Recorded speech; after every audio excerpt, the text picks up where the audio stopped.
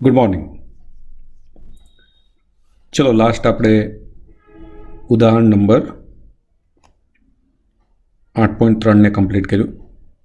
ગુરુત્વીય સ્થિતિ ઉર્જા કોને કહેવાય એના ઉપર ડિસ્કશન કરી લીધું. આજે આપણે નિષ્ક્રમણ ઝડપ ઉપર ચર્ચા કરીએ છીએ.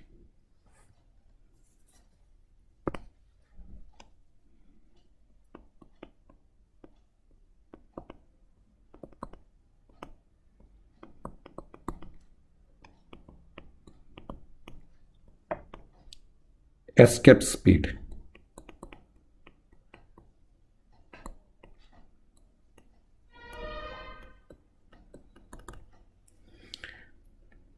આપણે નોર્મલી જોઈએ છીએ કે જ્યારે કોઈ પથ્થરને આપણે ઉપર તરફ ફેંકવા પ્રયત્ન કરીએ તો આપણને ખબર છે કે અમુક ઊંચાઈએ જઈને પાછો પૃથ્વી પર આવી જાય. હા, જો આપણે વધારે ઉર્જા સાથે ઉપર ફેંકીએ તો હા, એ વધુ ને વધુ ઉપર ઊંચાઈ પ્રાપ્ત કરશે, પણ પાછો પૃથ્વી ઉપર આવી જશે. એનો મતલબ એવો થઈ જાય કે હું કદાચ પદાર્થને એટલી પ્રારંભિક ઝડપથી તો ફેંકી શકું કે જેથી તે પાછો પૃથ્વી પર ન પણ આવે. તો બસ અહીંયા આપણે એ જ પ્રયત્ન કરીએ કે મારે જો પદાર્થને પૃથ્વીના ગુરુત્વાકર્ષી ક્ષેત્રની બહાર મોકલવું છે તો મારે એને એક લઘુત્તમ ઝડપ આપવી પડશે. આ જે લઘુત્તમ ઝડપ છે એ લઘુત્તમ ઝડપને જ એની નિષ્ક્રમણ ઝડપ કહેવાય. મતલબ કે એને પૃથ્વીના ગુરુત્વીય જે બંધન, કેમ કે આપણને ખબર છે કે પૃથ્વી પર પાછું આવવું મતલબ કે એની પાસે એવી બંધન ઉર્જા છે કે બંધન ઉર્જાને કારણે બહાર જઈ શકતો નથી. ઓકે, અંદર જે થિયરી આપી છે એના કરતાં થોડીક આપણે અલગ એને રિપ્રેઝેન્ટ કરવા પ્રયત્ન કરીએ છીએ. આપણે જાણીએ છીએ કે પૃથ્વીની સપાટી પર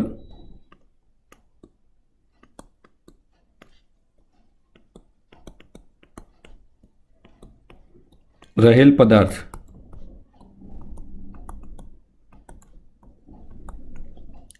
ની સ્થિતિ ઉર્જા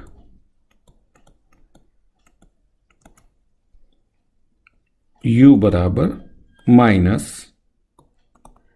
GMEM अपॉन RE. जो पदार्थ ने प्लस GMEM अपॉन RE જેટલી બહારથી ઉર્જા આપવામાં આવે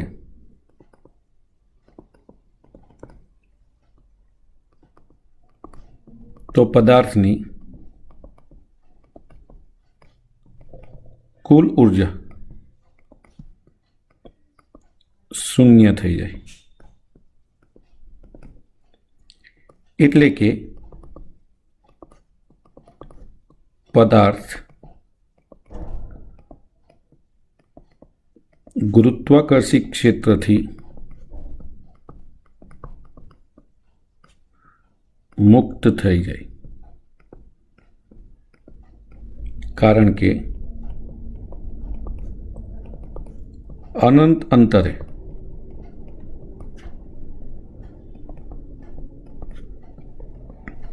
પદાર્થની સ્થિતિ ઉર્જા શૂન્ય હોય.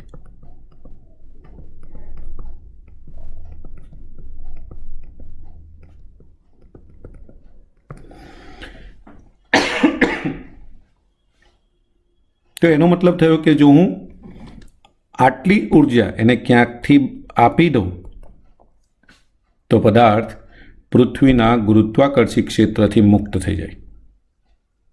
હવે આપણે જાણીએ છીએ કે આ ઉર્જા એને કયા સ્વરૂપે આપીશું? તો ગતિ ઉર્જા સ્વરૂપે. એટલે અહીંયા આથી પદાર્થને આપવી પડતી ગતિ ઉર્જા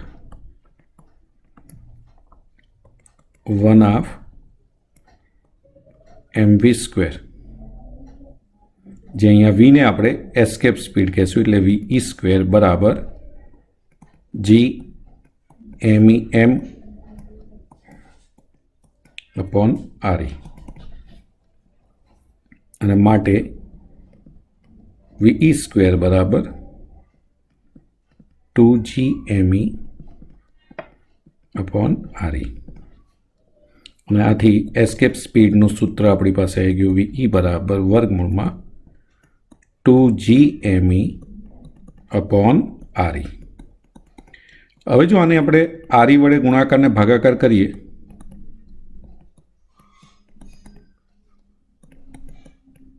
RE તો નીચે RE સ્ક્વેર થઈ જાય અને આપણે જાણીએ છીએ કે 2GME अपॉन RE स्क्वेर बराबर तो GE है એટલે ગુરુત્વ પ્રવેગ GE RE। તો આ થઈ ગયું આપણી પાસે એસ્કેપ સ્પીડનો ફોર્મ્યુલેશન।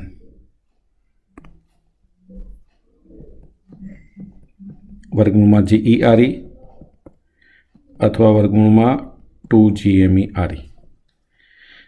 मतलब કે જો આટલી સ્પીડથી એને ફેંકવામાં આવે તો આ જે પદાર્થ છે એ પૃથ્વીના ગુરુત્વાકર્ષી ક્ષેત્રની બહાર જતો રહે। તો એસ્કેપ સ્પીડ મોટા ભાગે પૃથ્વી માટે આ ઝડપનું મૂલ્ય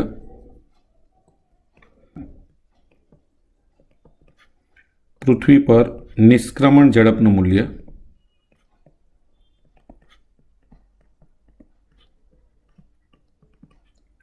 11.2 કિલોમીટર પર સેકન્ડ છે। ક્લિયર છે કે અહીંયા નિષ્ક્રમણ ઝડપ ધારો કે તમે ચંદ્ર ઉપર લો તો ચંદ્ર પર એનું મૂલ્ય બદલાઈ જાય। કેમ? કારણ કે ત્યાં જીનું મૂલ્ય પાછું બદલાઈ જશે। તો નોર્મલી ચંદ્ર ઉપર આ જ નિષ્ક્રમણ ઝડપ 2.3 કિલોમીટર પર સેકન્ડ જેટલી છે, બરાબર। અને એટલા જ માટે ચંદ્રની સપાટી પર ગુરુત્વાકર્ષણમાંથી મોટાભાગે વાયુના અણુઓ છટકી જાય છે, કેમ કે આટલી ઝડપ મોટાભાગે વાયુના અણુઓમાં હોય છે, એટલે કે વાતાવરણમાં નોર્મલી આ ઝડપ જોવા મળે અને એટલે ચંદ્ર પર વાતાવરણ જોવા મળતું નથી। ચલો ક્લિયર। તો આપણે આ થિયરીને આ રીતે રિપ્રેઝેન્ટ કરવાની, નહીં કે બુકમાં જે આપી છે એ પ્રમાણે, બરાબર। બંનેનો મતલબ એક જ છે, પણ આ વધારે ઇઝી રહેશે કમ્પેર ટુ બુકની અંદર જે રિપ્રેઝેન્ટેશન છે તે। चलो ओके। હવે આપણે વાત કરીએ ઉદાહરણ નંબર 8.4।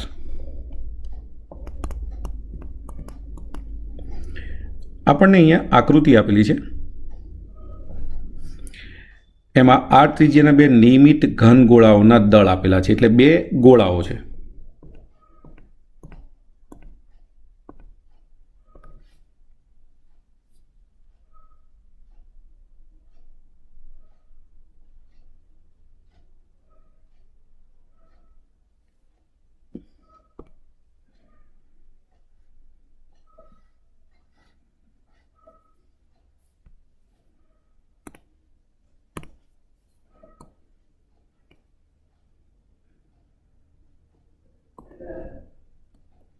ચલો આપણી પાસે આ બે ગોળાઓ છે,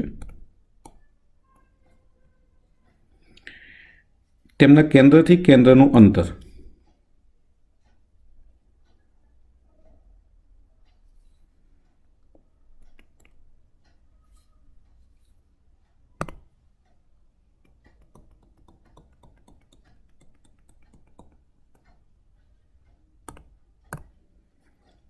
चलो आ वैल्यू अपनी पास तो केंद्र थी केंद्र नु अंतर अपनी पास 6R है।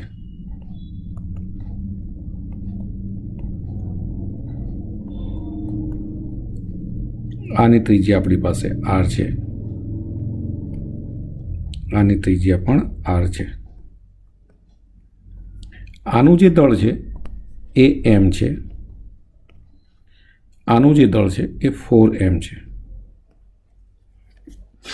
चलो बंने गोळाओने स्थिर जकड़ी राखेल है। एम दळना गोळानी सपाटी पर एम दळनो एक पदार्थ, हवे आपणे एक पदार्थ लईए छीए जे अहींया छे सपाटी पर।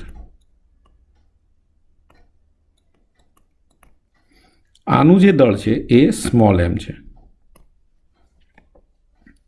એમ દળનો એક પદાર્થ સીધો બીજા ગોળાના કેન્દ્ર તરફ ફેંકવામાં આવે છે. મતલબ કે કેપિટલ એમ દળ પરથી બીજા તરફ એને ફેંકવામાં આવે એટલે એ ગતિ કરીને 4m તરફ જશે. તો આ પદાર્થ બીજા ગોળાની સપાટી પર પહોંચે તે માટે જરૂરી લઘુત્તમ ઝડપનું સૂત્ર મેળવો. એટલે પહેલાં તો આપણે એ જોવાનું કે અહીંયા આ ગોળો ક્યાં સુધી પહેલાં તો એ પોતે ગતિ કરી શકશે. તો અહીંયા આપણે જોવા જઈએ, ધારો કે n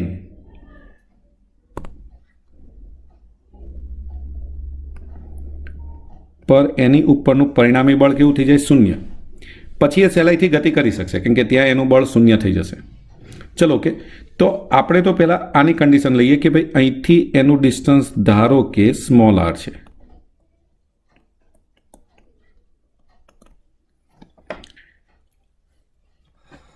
હવે આપણે અહીંયા બે અલગ અલગ, ચલો આ આપણી જે કન્ડિશન અંદર આપી છે એના આધારે એના ઉપર જે બળો લાગશે એના ઉપર આપણે વાત કરી. એટલે આપણે n બિંદુને તટસ્થ બિંદુ તરીકે લઈએ. હવે પહેલાં તો આપણે n બિંદુએ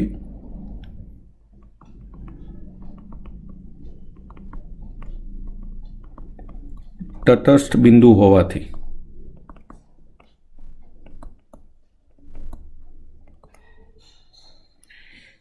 ત્યાં આપણે એવું કહી શકીએ એમને કારણે સ્મોલ m પર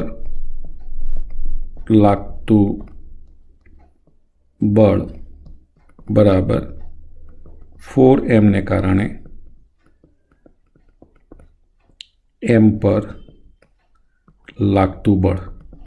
એટલે કે n બિંદુએ બંને બળો પરસ્પર સમાન મૂલ્યના અને વિરોધી હોય. તો આપણી પાસે જે સૂત્ર છે એ પ્રમાણે g capital M small m upon r square બરાબર g 4m small m 4 capital M small m upon, હવે યાદ રાખજો આ ડિસ્ટન્સ જો r છે તો અહીંથી આ ડિસ્ટન્સ કેટલું થાય? તો 6 capital R minus small r. એટલે અહીંયા 6r minus r whole square. ચલો તમે જોઈ શકો g cancel, m cancel, small m cancel, cross ગુણાકાર કરીએ તો 6r minus r whole square બરાબર 4r સ્ક્વેર. બંને બાજુ વર્ગમૂળ લેતા 6r માઇનસ r બરાબર પ્લસ ઓર માઇનસ 2r. માટે લખી શકાય 6r માઇનસ r બરાબર 2r અથવા 6r માઇનસ r બરાબર માઇનસ 2r. માટે 6r બરાબર 3r અથવા 6r બરાબર માઇનસ r. માટે r બરાબર 2r અથવા r બરાબર માઇનસ 6r. તો હવે આપણે માઇનસ 6r ઉપર તો જવાનું નથી કેમ કે આપણું બિંદુ બંને વચ્ચે છે. માટે આપણો આન્સર અહીંયા શું થશે? r બરાબર 2r. ચલો આપણી પાસે તટસ્થ બિંદુનું જે સ્થાન છે ત્યાં આવી ગયું. હવે આપણે એટલે કે n બિંદુ સુધી પહોંચવા માટે જ આપણે જરૂરી હોય એટલી ઉર્જા શોધવી પડશે. પછી તો કોઈ પ્રોબ્લેમ નથી. ત્યારબાદ તો 4m વડે લાગતું ગુરુત્વબળ મોટું હોવાથી પદાર્થને તેની સપાટી પર એ ખેંચી લેશે. મતલબ કે n સુધી જવા માટે જ આપણે કેલ્ક્યુલેશન કરવાનું. શરૂઆતમાં એ ક્યાં છે? તો કેપિટલ M પાસે. મતલબ કે કેપિટલ M વાળી જે સપાટી છે ત્યાંથી મારે કેપિટલ M વાળી જે સ્થિતિ એટલે કે સપાટી પરથી મારે એને ક્યાં સુધી પહોંચાડવાનો? n સુધી. તો જ્યારે આપણે આ સ્થિતિની વાત કરીએ અહીંયા એની પાસે એક સાથે આપણે બે ઉર્જા આપવી પડશે. કેમ? કારણ કે એક તો એની પાસે કઈ ઉર્જા હશે? તો પૃથ્વીની સપાટીને કારણે ત્યાં સ્થિતિ ઉર્જા. બીજું આપણે એને ફેંકીએ છીએ એટલે ત્યાં બીજી કઈ ઉર્જા હશે? ગતિ ઉર્જા. મતલબ કે કેપિટલ M દળ પાસે જ્યારે એ ગોળા પાસે જ્યારે આ કણ હશે ત્યારે એની પાસે બે ઉર્જાઓ હશે, ગતિ ઉર્જા પ્લસ સ્થિતિ ઉર્જા. જ્યારે એન ઉપર પહોંચશે ત્યારે, અને હા, ત્રીજી કઈ ઉર્જા હશે એની પાસે? તો 4m ને કારણે સ્થિતિ ઉર્જા, કેમ કે સ્થિતિ ઉર્જા તો ગમે ત્યાં લાગશે. તો પહેલાં આપણે જોઈએ કેપિટલ એમ પર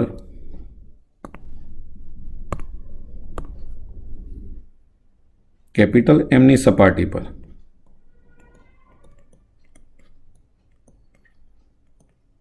કુલ ઉર્જા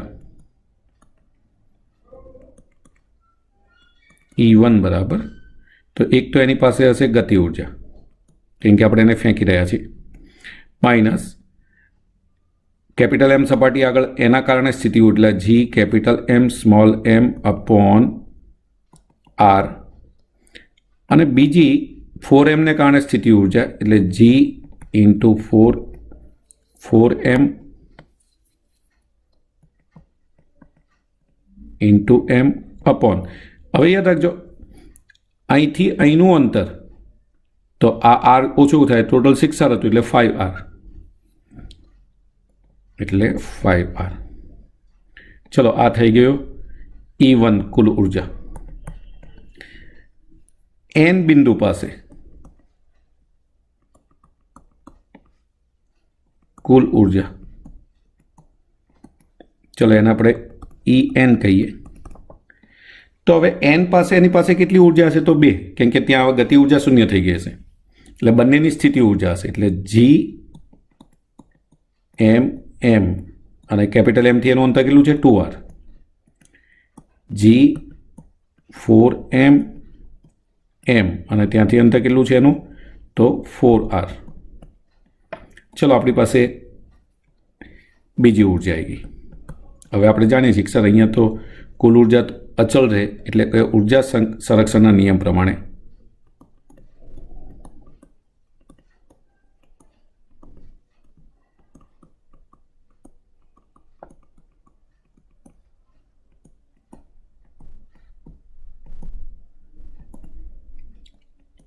E1 બરાબર શું થવું જોઈએ?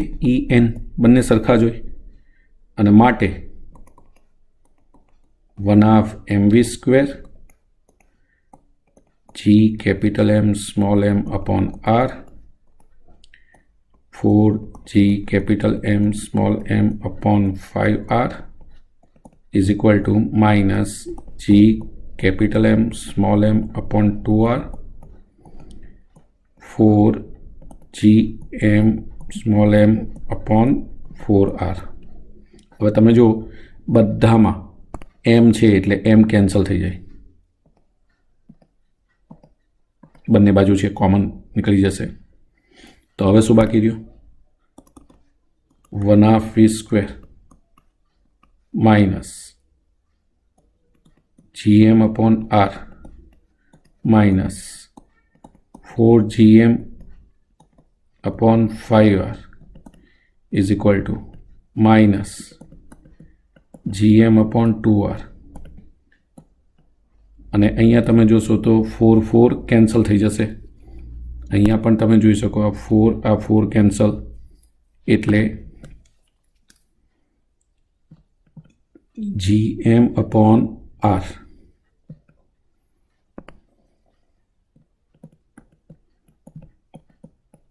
હવે તમે જો બંને બાજુ આ gm upon r અને આ gm upon r કેન્સલ, માટે 1/2v² બરાબર 4gm upon 5r સામે લઈ જાઓ, માઇનસ gm upon 2r. ચલો અહીંયા આપણે લસા લઈએ, 10r લસા લઈએ તો 4 × 2 = 8 gm માઇનસ 5 gm, એટલે આપણને વેલ્યુ મળશે 3 gm upon 10r. અને માટે v બરાબર, ચલો આને આપણે સામે લઈ જઈએ 2, એટલે 5 × 2 = 10, એટલે 2 કેન્સલ થઈ જશે, એટલે વર્ગમૂળમાં 3 gm upon 2r. તો મિનિમમ કેટલા વેગે એને ફેંકવો પડશે? 3 gm upon 2r જેટલા. તો અહીંયા તમે જુઓ છો કે અહીંયા આપણી પાસે વી, સોરી 2 કેન્સલ થાય છે એટલે 5R.